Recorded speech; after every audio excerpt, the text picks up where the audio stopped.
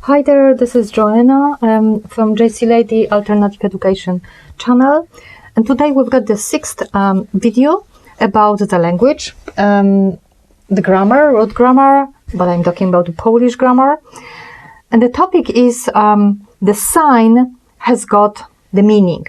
Now, of course, in grammar, the classical grammar, it does say that the sign has the meaning. However, what the Saussure really said is that there is a sign and we attach to it some kind of meaning. So it's as if to say that it's kind of arbitral, that it's we can attach any meaning to any sound.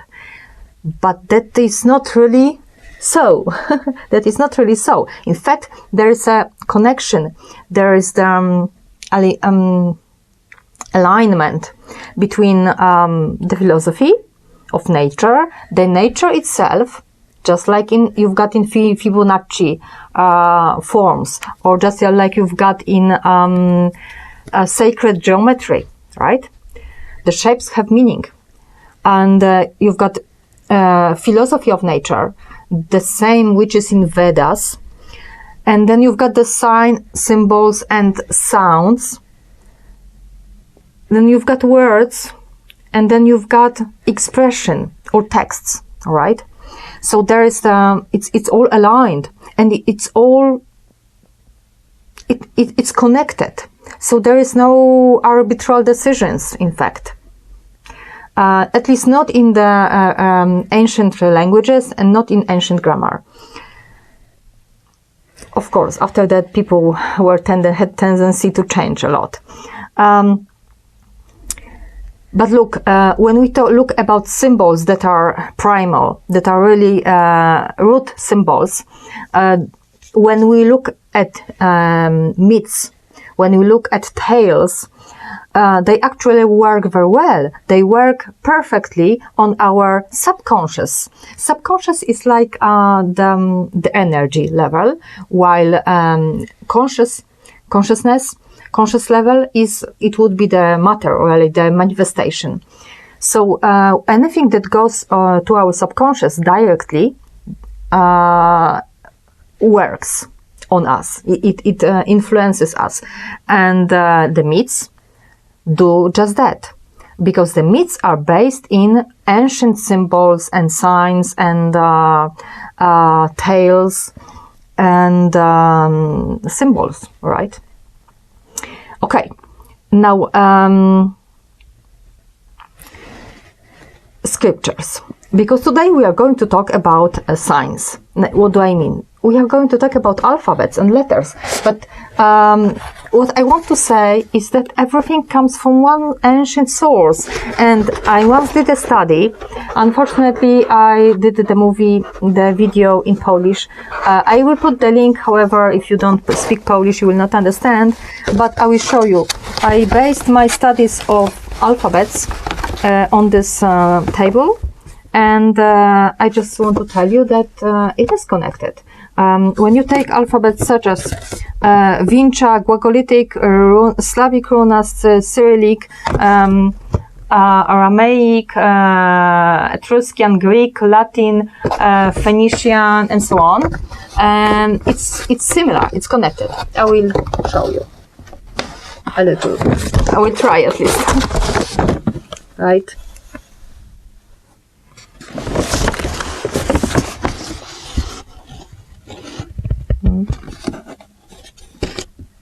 Okay.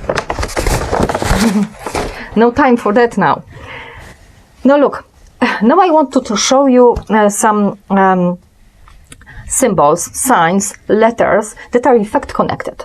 What I mean by that, everything is connected, but I want to say that when you've got words, the way they are structured in ancient languages, but also in ancient languages, it's like 100%. there is no coincidence, that there are no accidents how the words were constructed. It has a meaning, like what is the first letter, what is the second, third, and so on. And the root meanings are based usually on are based on consonants, and I'm going to show you a few consonants in a moment. And the vowels, in fact, are supportive. They give the meaning, of course, but it's the roots. There are a few methods, but you can take this method where you look at consonants. All right, so let's look at consonants, at symbols, because I already talked about sounds. In Polish, we pronounce it E. In English, it's I. E, E, which you would say E. E is individual. It can be neutral. It can be male or female. It's just the beginning, one, and from that comes life. It's like a tree that grows branches, right? It grows basically. E is individuality, is single, and E is more life. KB. K is in Polish is like a woman, kobieta, or kibić, waist. I'm sorry, I touched the mic. But from K comes B, because B is when you've got the belly. In Polish, you've got kibić. B is brzuch, belly, stomach. But B is also brzemienna, brzemię, which is the pregnant woman. All right. So from K comes B when you close that, right? And we've got that. I show always the directions. In this way, we'll have kibić, kobieta, waist, woman.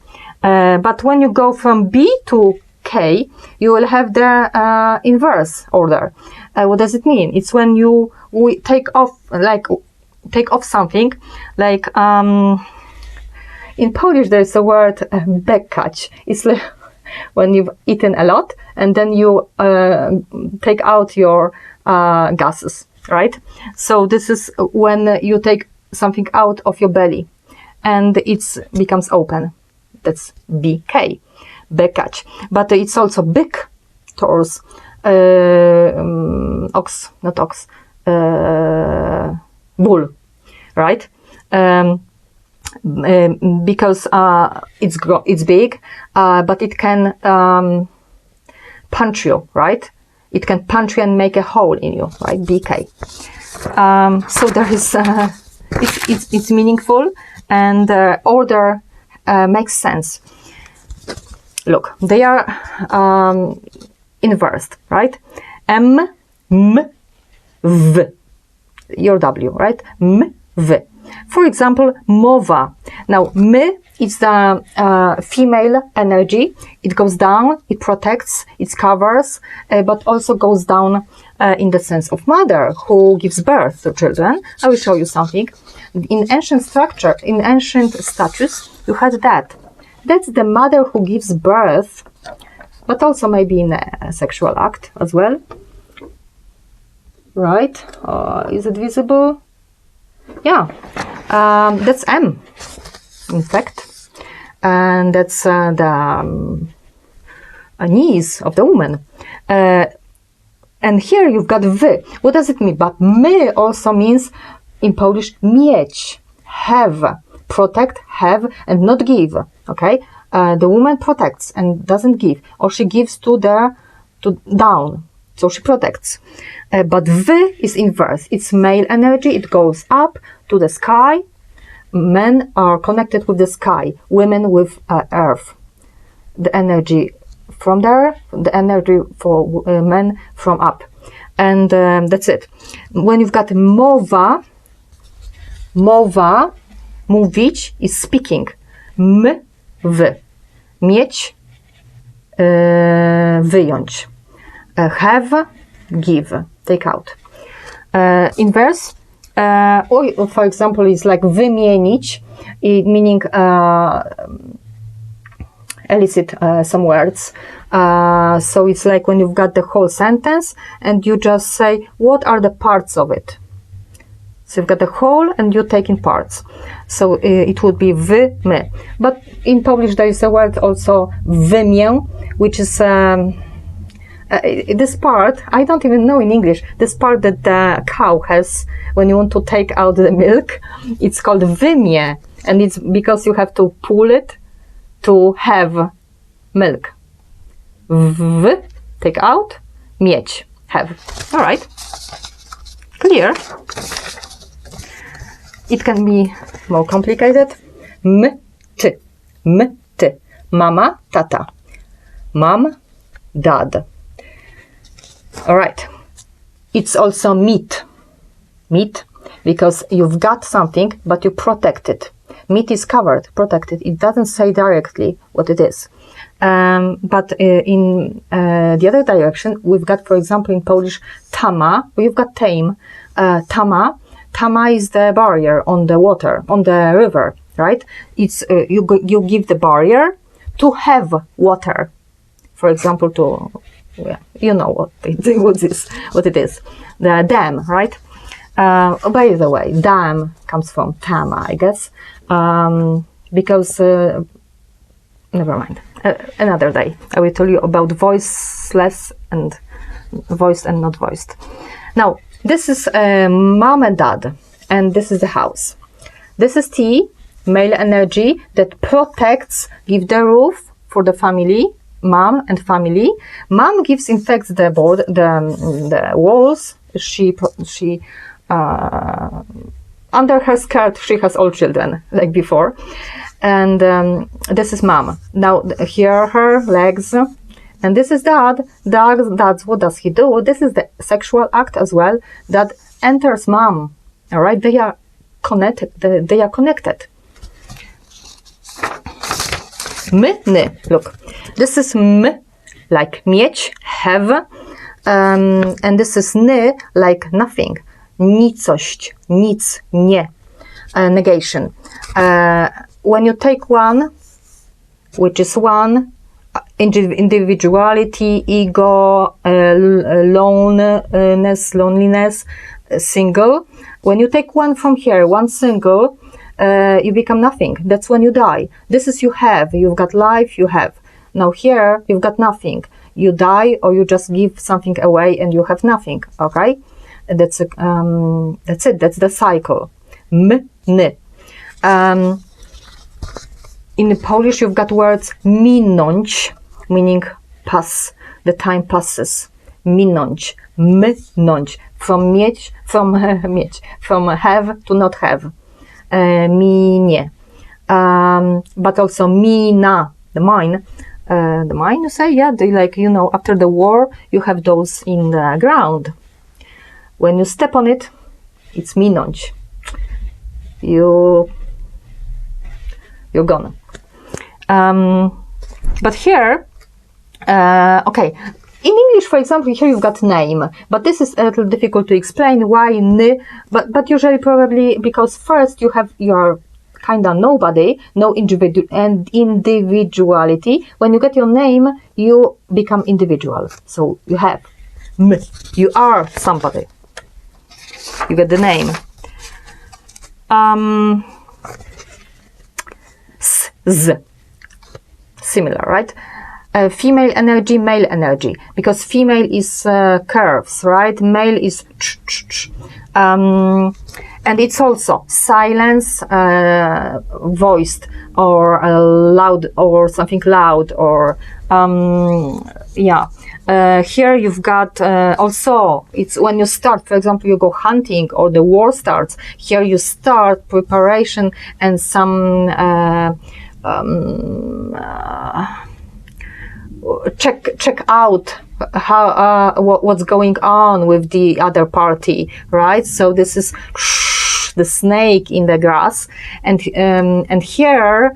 By the way, in wars, all those spies, etc., it's female energy, feminine, sneaking, silent, and this is also already attack. In Polish, z is ząb.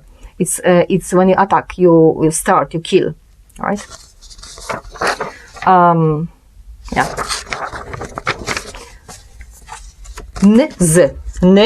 Z. Okay. Nothing. You've got nothing, and then you can kill something or attack something, and you have something. Like in Polish, we've got nóż.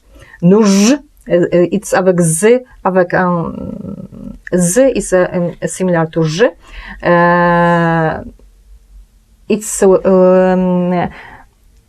from nothingness you get something with the knife. Yeah. Okay, and so this is NZ, NZ, but in the other direction you've got z, n. For example, like in Polish word znój, which is fatigue. It's when you are tired. Z, n, from being active at war, for example, fighting, you are tired. N, you do nothing. But it's like in the word zen, from active to not active. Zen, that's what zen means. And A in the middle is life, like when you are actually closing down a little. Now, will be very Polish, our most difficult consonants, I guess, but I want to show you the difference between those and those. They are not written like that. It's mine. Normally you get a little dot, not dot, a little accent over it. Sh, j, ch, j. But they in fact should be written like that, or the accent should be bigger. But I guess they were written like that because they talk about everything which is more female, spiritual, chaotic, also maybe neutral, or maybe just yin-yang, opposite sides, polarity. It can be święty, saint, sacred, środek, middle, centered. It can be zimno, cold, and this can be ciepło, hot, opposite, and this can be dziecko, child, because it's neutral, it's not male or female, but it's in the sense also that it's naive and pure, right? And there are many words that reflect that. And the line says that those words often suggest centering that way, that you go, either you get some influence from up, or you just need to center yourself in this way, while the other four, in fact, we use it for that letter. Ż exists. We can write it with the dot above, or we can write it like that. But I believe that this is the proper way, and it should be done for all of them, and I did it in my alphabet. Now, it's more male because it's a life, it's earth level, and it's more in the sense that it's very active. It's usually those words talk about something active, noisy, male-like, strong, and I will tell you, if this was the other, it was sh, j, ch, g. Here, sh, j, ch, j. Okay, it's just kind of stronger. This, for example, can talk about szacunek. That's what men love, because women prefer to be cherished. It's also czyszy, but it's all about life on this level. This, for example, człowiek, and szacunek, it's respect.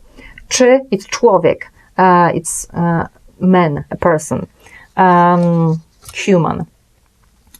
Dż, not many things, but for example, dżdżownica, or dżdż, it's deszcz, deszcz, rain. Dżdżownica, it's I forgot the name. Something that lives in the ground. Bug, not the bug there.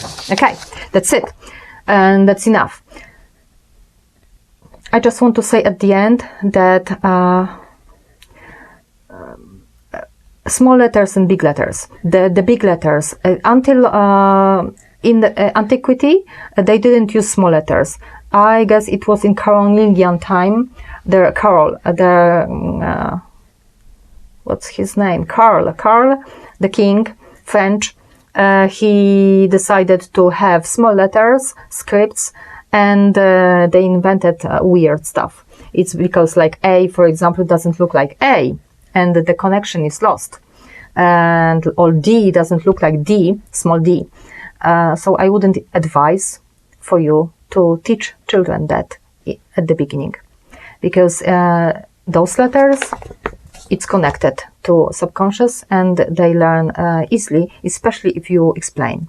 You can use Waldorf method. It's also good. That's it for me. Okay, bye-bye and see you next time. And remember that the language manifests your world.